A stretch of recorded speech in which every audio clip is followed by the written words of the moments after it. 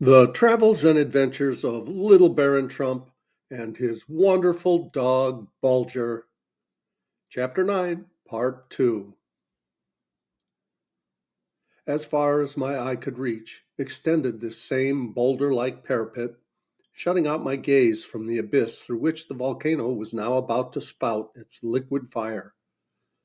For all at once, the boulders began to rock from side to side, giving forth such dreadful rumblings that I knew the eruption was to be preceded by an earthquake. A sickening fear seized hold of me. My legs bent like pipe stems beneath the weight of my body. Bulger saw that his loved master was chained to the ground. He refused to abandon me. The whole wall, as far as my eye could reach, now trembled and rocked, threatening to engulf us every instant. With mighty effort, I pulled myself together, and, followed by Bulger, darted away. The measure of my horror was not complete. With terrific rumblings, gurgling, hissing, and groaning, the whole row of rocks now danced in violent agitation, and then, like so many gigantic balls rolled by huge monsters at play, these boulders, propelled with fearful violence by the outburst of the volcano, as I supposed, came thundering down after our retreating forms, threatening us with a terrible death. Bulger, running at my side, ever and anon set out a mournful whine as if to bid me an eternal farewell. "Fly, Bulger! Faster, faster, good Bulger!" I called to him, as the roar and rumble of the advancing wall increased. Now each and every boulder seemed urged on its course by some mysterious force of its own. As I glanced over my shoulder, I could see that they were gaining in velocity, bounding, springing, now in single file, now three abreast, while the frightful and unearthly din and rumble went ever on increasing. They were gaining upon us. My legs again threatened to bend under the weight of my body and topple it over to certain and awful death, when a last glance revealed to me the terrible truth. "Bulger, they are alive!" A sharp, despairing yell came from my poor dog. "They're alive, I tell you! Some legion of monsters, devils for aught I know, escaped from the depths of Tartarus, intent to roll over us and crush the life from our puny bodies." Again, we redoubled our efforts. "For your life, Bulger," I gasped, "for your life! Look, the wood, the wood!" He caught my meaning and gave a sharp, encouraging bark. But no, it was useless. My strength had been used to its last poor throb. It grew dark before my eyes. A palsying fear laid hold of my heart. My limbs stiffened. I threw one last glance upon Bulger. He answered me with a look of most tender affection, and then we both tripped, staggered, stumbled, fell headlong side by side, while seemingly 10,000 living boulders, with awful shrieks, groans, and gurgling sounds, hung like a shadow over us for an instant, and all was black as night. I felt my protuberant brow ground into the earth and the last bit of life crushed out of me. My last thought was, "Bulger, oh Bulger, what a terrible death! But oh, what a kind Providence to let us die together." "Rise, stunted, misshapen thing! Rise, thou wafer man, thou slice of humanity with cleft edges!" It was not so much the thundering tones of this strange human monster which caused me to sit bolt upright, rub my eyes, and make a superhuman effort to collect my sadly scattered senses, as it was the caress of my faithful Bulger, who was running from one side of me to the other, showering kisses upon my face and hands and whining piteously. After a hard struggle, the shadows were lifted from my eyes. My heart sank within me at the sight of that wall of living boulders encircling us, with their fierce visages turned, half in wonder, half in rage, upon the, to them, two funny beings as utterly unlike themselves as each other. But love is always stronger than fear. Stretching out my arms and drawing Bulger close to my breast, I cried out, "Oh, Bulger, do I really live? Am I not still the object of some demon's sportive malice?" At the sound of my voice, the round bodied monsters broke out into a hideous chorus of deep, rumbling laughter, during which their bodies rolled from side to side. Then, as they pressed wildly forward with fierce ejaculations of anger or impatience, it seemed as if Bulger and I had been only saved from one death to be set face to face with another. Alas, is there no power, thought I, to save us from the furious impatience of these reckless monsters? Suddenly, a terrible voice sounded loud above the din. "Roll backward, round bodies! What meaneth this unseemly impatience in the presence of your king?" In an instant, the round bodied monsters rolled silently backwards. All was calm again. Turning to his neighbor, the king exclaimed with a gurgling laugh, "Why, by my royal girth, its voice is all the world like one of the toy pipes of our baby prince." "It's? It's?" I repeated, with fire flashing from my upturned eyes. "Know, Sir Monster, that I am not a thing, but a perfect man, a baron by birth, a scholar by profession, a traveler by choice." At this outburst on my part, the crowd of living balls again set up a deep, rumbling peal of laughter.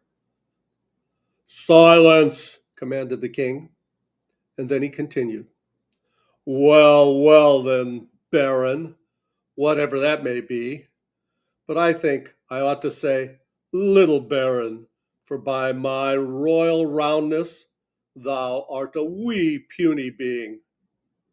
Let it be as thou sayest, but tell me, I implore thee, what is this walking box on four legs, which nature seems to have left unfinished?"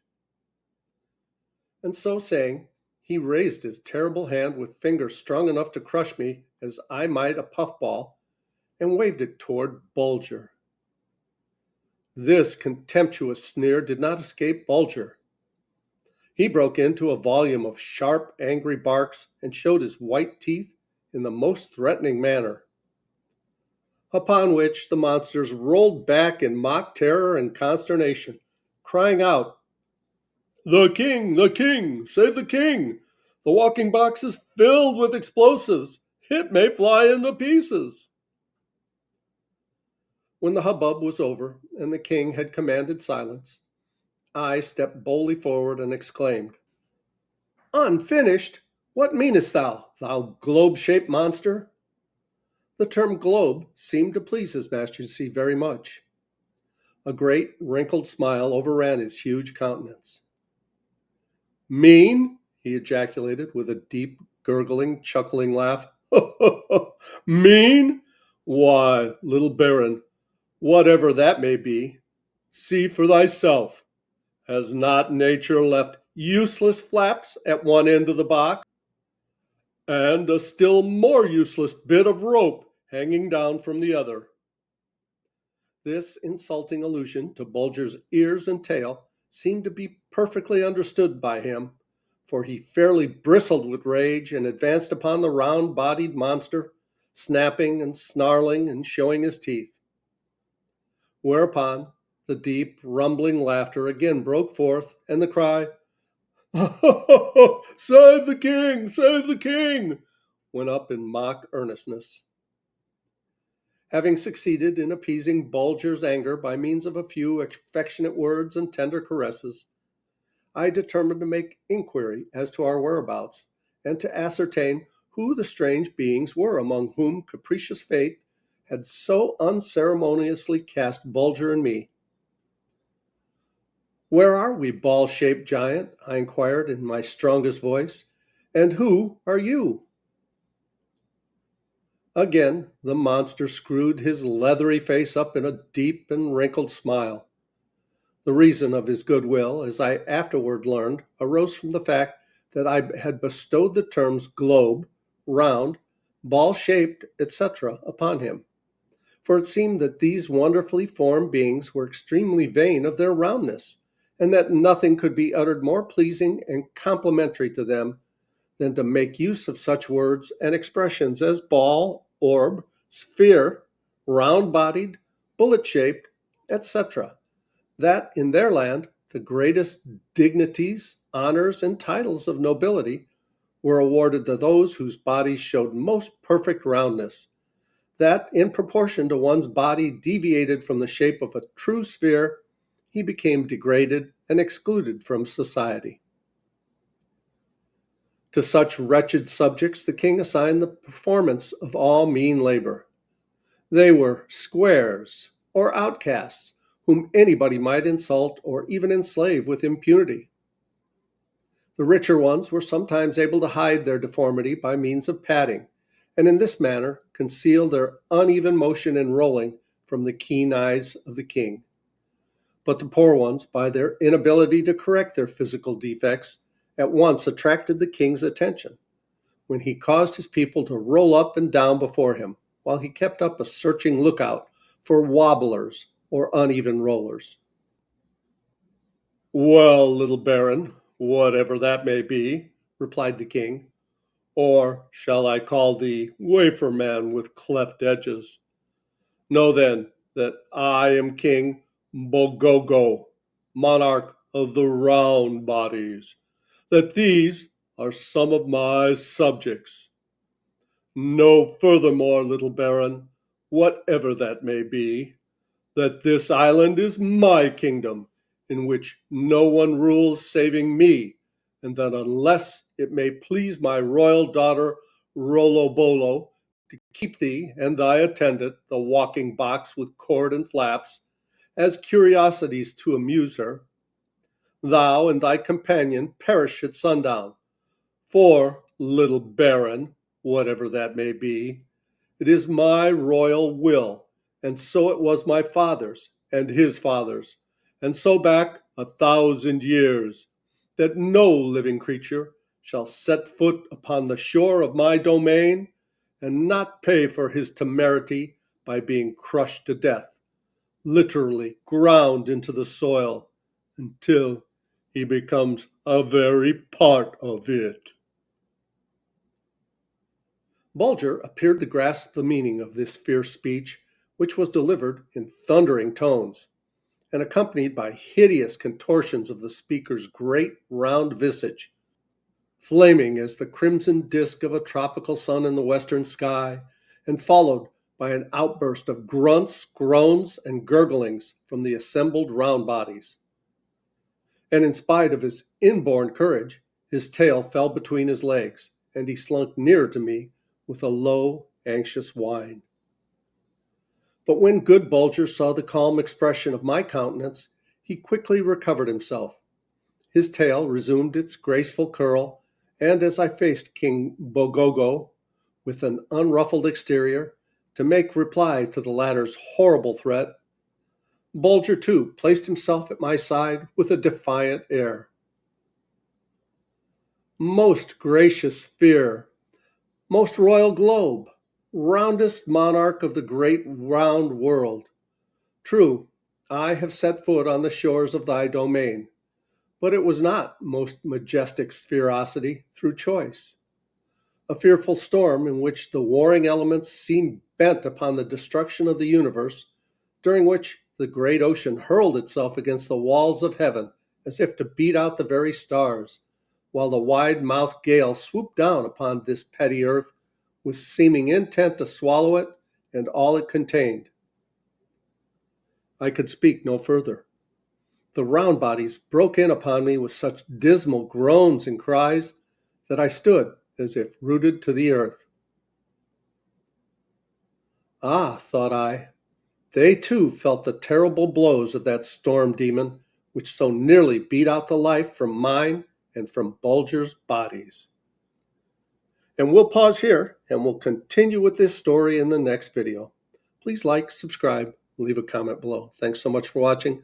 I love you guys. As Tigger says, ta ta for now.